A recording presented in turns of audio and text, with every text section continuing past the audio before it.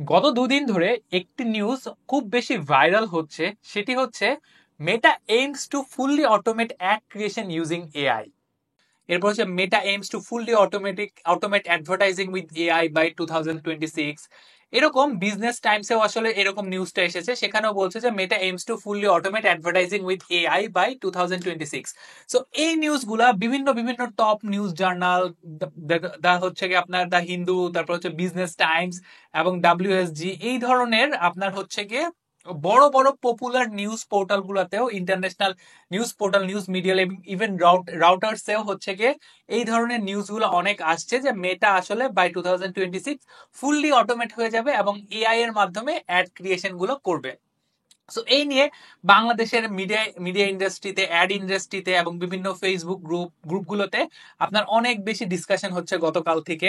অনেক বেশি হচ্ছে কি আপনার ডিবেট হচ্ছে, ডিসকাশন হচ্ছে। অনেকে বলছে যে ভাই আমার তো ডিজিটাল মার্কেটিং এর তো তাহলে শেষ, the end of digital marketing, the end of media buying, আপনাদের তো ক্যারিয়ার তো শেষ। বাট এই জিনিসটা অনেকেই আসলে অনেক ভুলভাবে ইন্টারপ্রিট করছেন, অনেকে জিনিসটা ভুলভাবে নিচ্ছেন। ইভেন আমার ফেসবুক গ্রুপে একজন, আমার ফেসবুক গ্রুপের বা হচ্ছে আমার ফেসবুক কোর্সের যেই কমিউনিটি গ্রুপটা আছে, সেখানেও একজন আজকে সকালেই পোস্ট করেছে যে ফেসবুক মেটা প্ল্যাটফর্মে অ্যাডস বা বুস্ট রান করতে কিছুই জানা লাগবে না। আসলে কি জিনিসটাই তাই? Is it the end of media buying? Is it the end of Facebook advertiser? তো সেই বিষয়গুলো নিয়ে আজকে আমি ডিটেলসে কথা বলবো এবং পুরো জিনিসটা আপনাদের সাথে বিস্তারিত শেয়ার করার চেষ্টা করব যে what are the opportunities that we are losing, কোন কোন কাজগুলো আসলে অবসেলেট হয়ে যাবে, আমাদের নিউ অপরচুনিটি কি আসবে, আপনার নেক্সট স্টেপসটা কি হওয়া উচিত। অ্যাকচুয়ালি মেটা এই 2026-এর যে আপডেটটা, সেখানে তারা যে ওয়ার্ল্ড স্ট্রিট জার্নালে যে আর্টিকেলটা পাবলিশ করেছে, সেখানে অ্যাকচুয়ালি কি ইন্টারপ্রেট করতে চাচ্ছে সেই বিষয়গুলো নিয়ে কথা বলবো এই ভিডিওটাতে। সবার প্রথমে আমরা আগে একটু বুঝি যে মেটা অ্যাকচুয়ালি আসলে কি করতে যাচ্ছে, এই 2026-এর আপডেটটা আসলে কি। সো মেটা মেইনলি হচ্ছে কি তিনটা জিনিস করবে, তিনটা মেজর আপডেট আনবে বাই 2026। সেটা হচ্ছে আমরা যে কোনো প্রোডাক্টের জন্য যে ক্রিয়েটিভ বানাই বা কন্টেন্ট বানাই, যে ফটোশপ বা ক্যানভা দিয়ে যে ইমেজটা বা প্রোডাক্টটা ডিজাইন করি, এআই, আপনার হচ্ছে ফেসবুকের এআই উইল অটোমেট দিস। অর্থাৎ আপনাকে এখন নিজে থেকে প্রোডাক্ট ডিজাইন করতে হবে না, নিজে থেকে ক্যানভাতে প্রোডাক্ট বা ফটোশপে ডিজাইন করতে হবে না। আপনি যদি জাস্ট আপনার প্রোডাক্ট, আপনার হোক পারফিউম হোক, কসমেটিক্স প্রোডাক্ট হোক, যেই প্রোডাক্টই হোক, ওই প্রোডাক্টে একটা স্টিল ইমেজ, একটা পিএনজি ইমেজ যদি আপনি ফেসবুককে আপলোড করে দেন, ফেসবুক যেটা করবে ওই ইমেজটাকে ইউজ করেই হচ্ছে কি সে আপনার অ্যাডের জন্য বিভিন্ন কন্টেন্ট ক্রিয়েট করবে। এই জিনিসটা কিন্তু আহামরি কিছু না, এই জিনিসটা কিন্তু এখনই হয়ে আসছে যে আপনারা কিন্তু চ্যাট জিপিটিতে যখন একটা প্রোডাক্টের ছবি দিচ্ছেন, প্রোডাক্টের ছবি দিয়ে যখন চ্যাট জিপিটি কে বলতেছেন যে create me a social media post with this product, chat GPT কিন্তু আপনাকে সুন্দর মতো একটা প্রোডাক্টের একটা ইমেজ তৈরি করে দিচ্ছে। This is nothing new. তো সেম জিনিসটাই আসলে মেটা করবে। মেটাতে আপনাকে যেটা করতে হবে, আপনি প্রোডাক্টের, অর্থাৎ ধরেন আপনি একটা হেয়ার অয়েলের একটা প্রোডাক্ট আপনি যদি মেটাকে আপলোড করে দেন, মেটা যেটা করবে আপনার ওই প্রোডাক্টের পিএনজি পিকচারটা নিয়ে সে ক্রিয়েটিভ তৈরি করবে, সে নিজেই ক্রিয়েটিভ বানাবে, সে ওই প্রোডাক্টের ইমেজের বেসিসে সে নিজে থেকে অটোমেটিকলি অডিয়েন্স টার্গেট করবে। অর্থাৎ মেটা তো বুঝতে পারবে যে প্রোডাক্টটা কি, প্রোডাক্ট হচ্ছে হেয়ার অয়েল, রাইট? অথবা এটা ধরেন একটা সাবান অথবা বডি স্প্রে, মেটা কিন্তু বুঝে যাবে যে this is a hair oil, অর্থাৎ এটা একটা চুলের একটা তেল। মেটা যেটা করবে আপনার ওই ইনপুটের জন্য, আপনার health and beauty, hair care, hair fall, তারপর হচ্ছে কি আপনার হচ্ছে কি বিউটি অ্যান্ড হেলথ, এই ধরনের টার্গেটিং গুলো কিন্তু আপনাকে আর ম্যানুয়ালি আসলে ইনপুট করতে হবে না। মেটা যেটা করবে, সেই প্রোডাক্টটা দেখে সে বাই অটোমেটিকলি আপনার অডিয়েন্স টার্গেটিংটা সে সেট করে ফেলবে। এরপর প্লেসমেন্ট। এখন ধরেন প্লেসমেন্ট অটোমেটিক, এখনো কিন্তু আমরা প্লেসমেন্টটা আসলে অটোমেটিকই করছি। আপনার যদি একটা হেয়ার অয়েল হয় অথবা একটা কসমেটিক প্রোডাক্ট হয়, মেটা কি করবে, মেটা আপনার বাজেটের ডিস্ট্রিবিউশনটা হয়তো ইনস্টাগ্রামে বেশি দিবে রাদার দেন ফেসবুক, অথবা তার অন্যান্য যে প্ল্যাটফর্ম, যেই প্ল্যাটফর্মে আপনার এই হেয়ার অয়েলটা বেশি সেল হবে, অথবা আপনার হচ্ছে স্কিন কেয়ার প্রোডাক্টটা যেই প্ল্যাটফর্মে পারফর্ম হওয়ার চান্সেস বেশি, সে কিন্তু সেই প্ল্যাটফর্মে দিবে। এখন ধরুন আমি একটা কোর্সের অ্যাড রান করছি, মেটা আমার এই কোর্সের একটা সেই প্ল্যাটফর্ম গুলাতেই দেখাবে, প্লেসমেন্ট গুলাতেই দেখাবে যেখানে মানুষের এই কোর্সেসটা কেনার চান্সেস বেশি। So this is getting automated. এরপর যেটা হচ্ছে যে আপনি একটা হেয়ার অয়েলের একটা প্রোডাক্টের একটা ছবি আপলোড করেছেন, হয়তো আপনাকে 3-4 এরকম ছবি আপলোড করতে হবে। মেটা যেটা করবে অটোমেটিক্যালি আপনার অ্যাডটাকে পার্সোনালাইজ করবে। অর্থাৎ এই প্রোডাক্টের পিছে হয়তো আপনার যখন একটা ফিমেলকে দেখাবে সে হয়তো পিছের ব্যাকগ্রাউন্ডটা চেঞ্জ করবে, যখন মেলকে দেখাবে সে ইমেজের ব্যাকগ্রাউন্ডটা চেঞ্জ করবে। যেটা আমরা এখন অনেকটা কিন্তু ফ্লেক্সিবল মিডিয়া, যে এই ফ্লেক্সিবল মিডিয়ার মাধ্যমে কিন্তু করতে পারছি।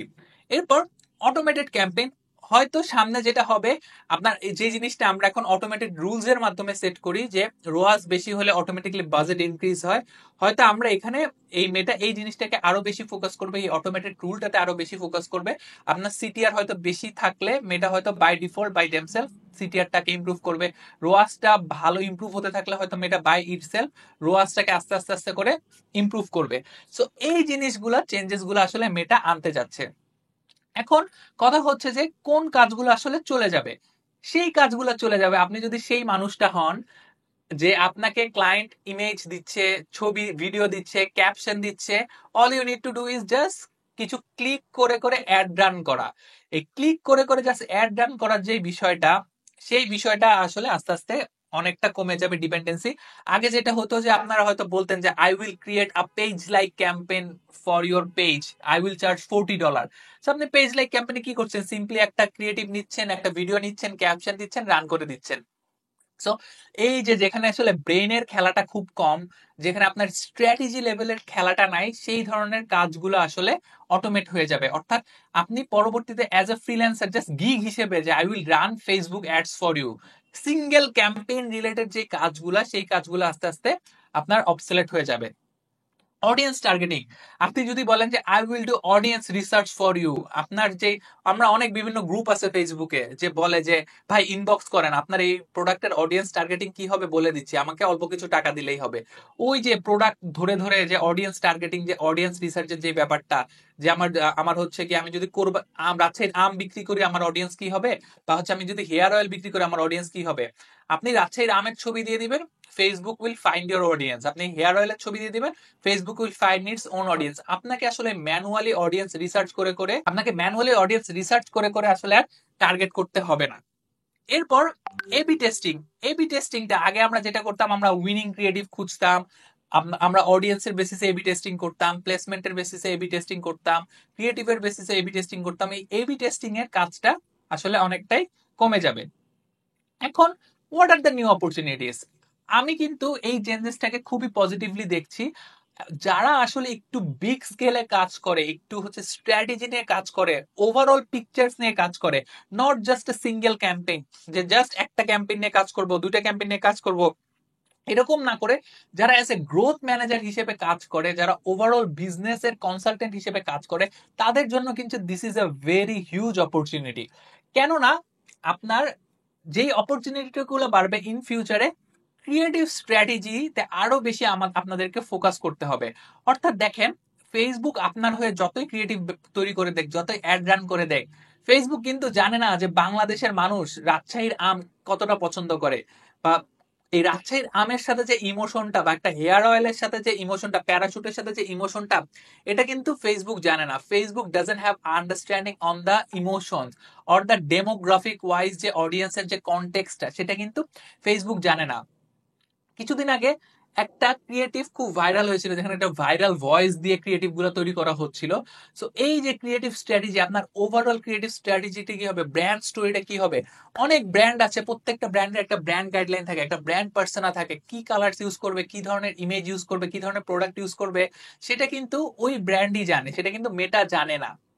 সো আপনাদের ইন ফিউচার ওভারঅল পিকচারটা নিয়ে অ্যাডের কন্টেন্ট কি হবে, ক্যাম্পেইনের ক্রিয়েটিভ কি হবে, স্টোরি টেলিংটা কি হবে, স্টোরি লাইন কি হবে, এখানে আসলে অনেক বেশি ইনপুট আপনাদেরকে দিতে হবে, not just some random clicks, not just some random media buying. পরবর্তীতে সেকেন্ড যে অপরচুনিটিটা, you need to act as a consultant. You can't be just a media buyer, you just can't be a freelancer.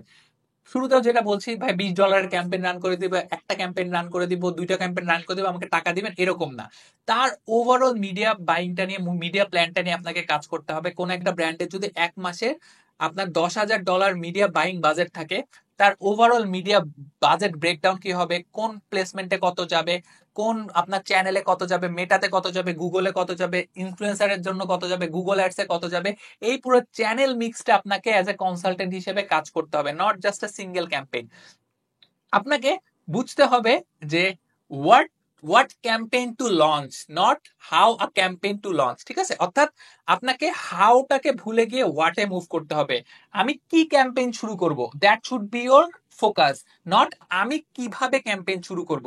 So আপনাকে কিভাবে এটা shift হয়ে যাবে কিতে। ঠিক আছে, so your what should be replaced by how. আপনি যদি এভাবে করে আসলে আগান, you have a very big opportunity. এরপর দেখেন মাল্টি প্ল্যাটফর্ম প্ল্যানিং। আপনার চেঞ্জেসটা আসতেছে কোথায়, মেটাতে। So Meta has no control on your UGC. আপনার ইনফ্লুয়েন্সারে কোনো কন্ট্রোল নাই, আপনার হচ্ছে গিয়ে ক্রিয়েটিভে কোনো তার ওইভাবে কন্ট্রোল নাই, টিকটকে কি হচ্ছে কন্ট্রোল নাই, চ্যাট জিপিটিতে কি হচ্ছে কন্ট্রোল নাই, সার্চে কি হচ্ছে কন্ট্রোল নাই, গুগল অ্যাডসে কি হচ্ছে কন্ট্রোল নাই। আপনি আপনার ধরেন ওভারঅল এই মাসের বাজেট $10,000, আপনি প্ল্যাটফর্ম মিক্সটা কি হবে, দ্যাট ইজ ভেরি ইম্পর্টেন্ট। অর্থাৎ আপনার মাল্টি চ্যানেল প্ল্যানিং এ আপনাকে অনেক বেশি ফোকাস আনতে হবে, ফানেল ক্রিয়েশনে অনেক বেশি ফোকাস আনতে হবে। আপনি একটা ক্যাম্পেইন না হয় রান করলেন, আপনার যে আদার্স যে ক্যাম্পেইনটা, what would be your campaign strategies.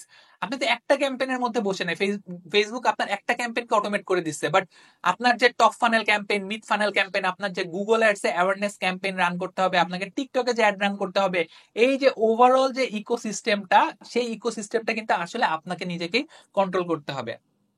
পরবর্তীতে ক্যাম্পেইন স্ট্র্যাটেজি, ভেরি ইম্পর্টেন্ট। আমি কিছুদিন আগে একটা একটা কেস স্টাডি শেয়ার করেছিলাম, যেখানে আমি বলেছিলাম যে একটি ইউকে ক্লায়েন্টের প্রায় $1,500 একটা প্রজেক্টের জন্য আমি প্রায় অলমোস্ট $200 চার্জ করেছি। এখানে কি আমি শুধু ক্যাম্পেইনটা রান করেছি, না, আমি ওভারঅল বাজেট ব্রেকডাউনটা, ক্যাম্পেইন ওয়াইজ বাজেট ব্রেকডাউন কত হবে, কোন চ্যানেলে কত যাবে, কোন চ্যানেলে কত বাজেট স্পেন্ড হবে, আমার বাজেটটা আমি অপটিমাইজ কিভাবে করব, রিপোর্টিং, এক্সেট্রা এক্সেট্রা। রিপোর্টিং এও কিন্তু একটা বড় একটা অপরচুনিটি সামনে আসতেছে।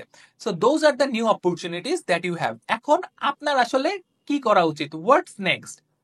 আপনার নেক্সট স্টেপস হবে আপনাকে অ্যানালিটিক্সটা খুব ভালো করে বুঝতে হবে, গুগল অ্যানালিটিক্সটা আপনাকে খুব ভালো মতো শিখতে হবে, যে নট অনলি ফেসবুক অ্যাডস থেকে আপনার কিরকম সেল আসছে, আপনার ফেসবুক অ্যাডস থেকে আপনার রোয়াস কিরকম, গুগল অ্যাডস থেকে কিরকম, টিকটক থেকে কিরকম, ইনস্টাগ্রাম থেকে কিরকম।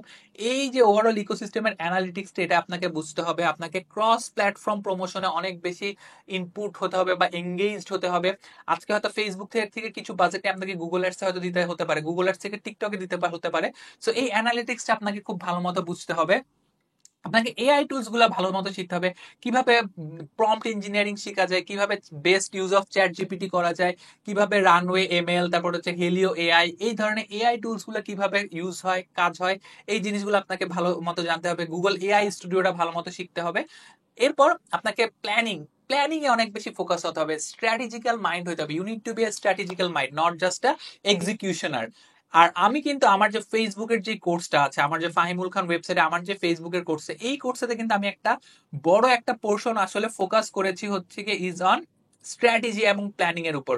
সো আপনারা যারা এখন আমার ফেসবুকের কোর্সটাতে এনরোল হননি, এখানে কিন্তু হিউজ একটা পার্ট আছে, কিভাবে আসলে আপনি স্ট্র্যাটেজি সাজাবেন, প্ল্যানিং সাজাবেন, আপনার ফানেল বেস ক্যাম্পেইন কিভাবে হবে, সেই জিনিসগুলো নিয়ে কিন্তু ডিসকাশন আছে। সো আপনারা কিন্তু চাইলে এই 2026-এর এই ঘূর্ণিঝড়ের আগে যদি নিজেকে আরো বেশি প্রিপেয়ার করে নিতে চান, তাহলে এই কোর্সটাতে, আমার ফেসবুক 2025 এই কোর্সটাতে এনরোল হতে পারে। আচ্ছা, এরপর যেটা হচ্ছিলাম স্ট্র্যাটেজিক মাইন্ড, আপনার মাইন্ড আসলে স্ট্র্যাটেজিক্যালি চিন্তা করতে হবে। এবং last but not the least, consider or position yourself as a consultant, not as a freelancer. অর্থাৎ একটা বিজনেসের কনসালটেন্ট হিসেবে কাজ করেন, তাদেরকে কনসালটেন্ট, তাদের একটা গ্রোথ পার্টনার হিসেবে কাজ করেন, তার ওভারঅল বিজনেসটাকে গ্রো করে নিয়ে যাওয়ার চেষ্টা করেন। শুধুমাত্র একজন ক্যাম্পেইন বেসিসে, একটা ক্যাম্পেইন বেসিসে ফ্রিল্যান্সার হিসেবে কাজ করেন না।